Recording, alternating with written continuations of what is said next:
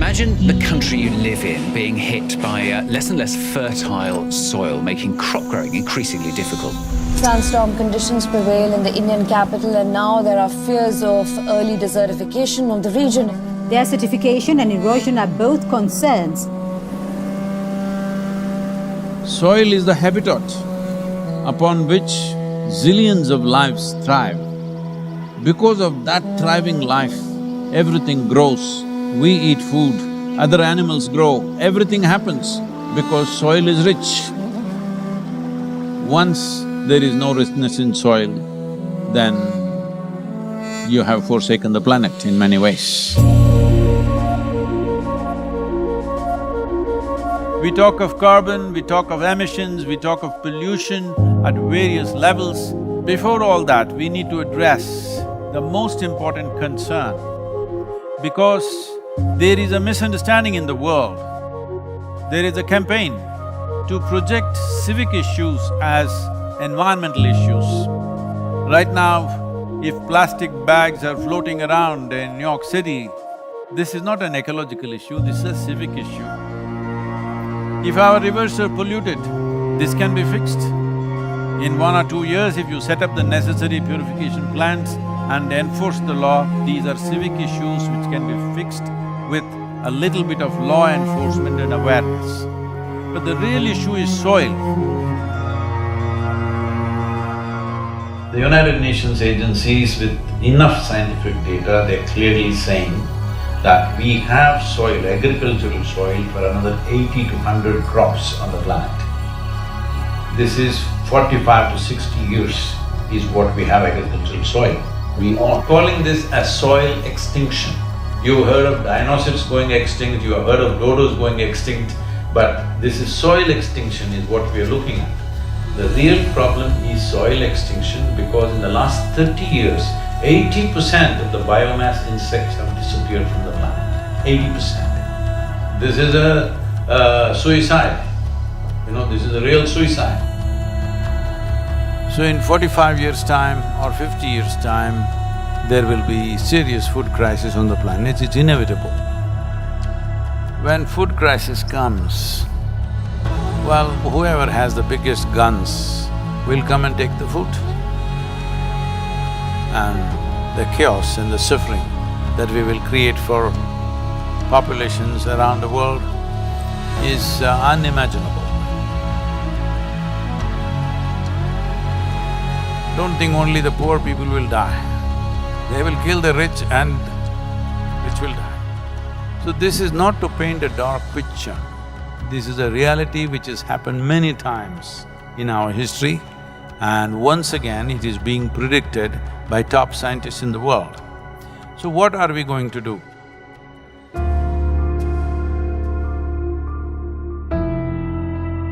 Why is soil going away? Where is it going away?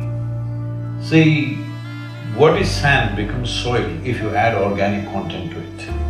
What is soil becomes sand if you take away all the organic content from it. If you go into a rainforest, the organic content in the soil will be over 70%. In normal agricultural soil, the minimum organic content that has to be there to call soil soil is 3 to 6%. 3% is the most minimum.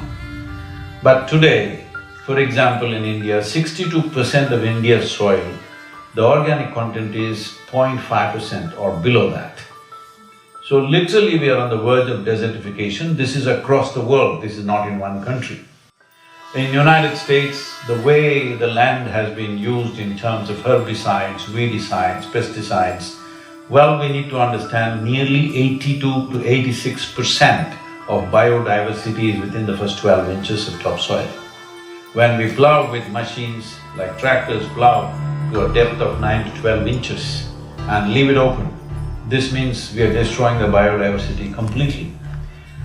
What biodiversity means is, it's the humus in the soil. The word human comes from the word humus. That means this is actually living soil.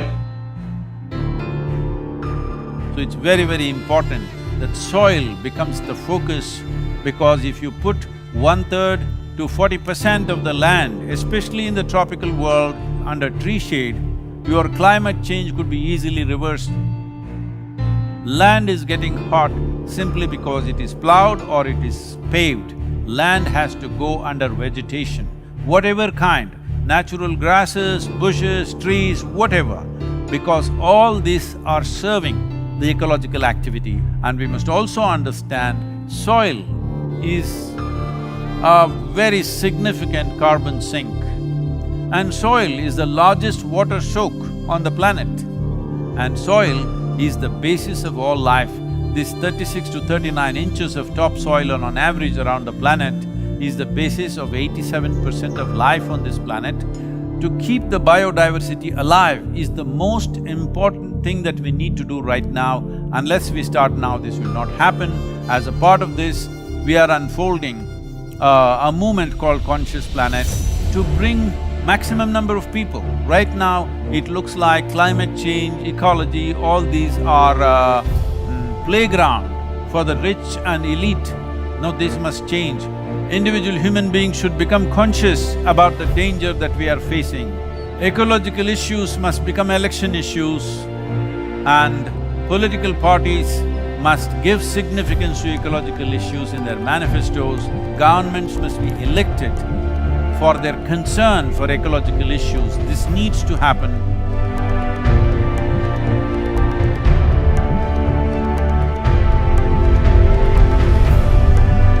So we are seeing how to bring about a policy recommendation for 192 countries. The rally is starting on 21st of March, which is the equinox day in London. And from London, it's a single lone motorcycle riding through 24 countries, 30,000 kilometers, reaching the Kaveri basin where we are on ground working in a river basin which is 83,000 square kilometers, and 5.2 million farmers work here. The very body that we carry is soil.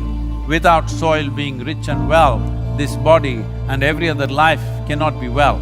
So in terms of ecology, in terms of climate change, the most important thing is that we need to have a conscious approach as to how we manage our soil, how we rejuvenate our soil, how we revitalize our soil. This conscious approach and creating a conscious planet is what is most important.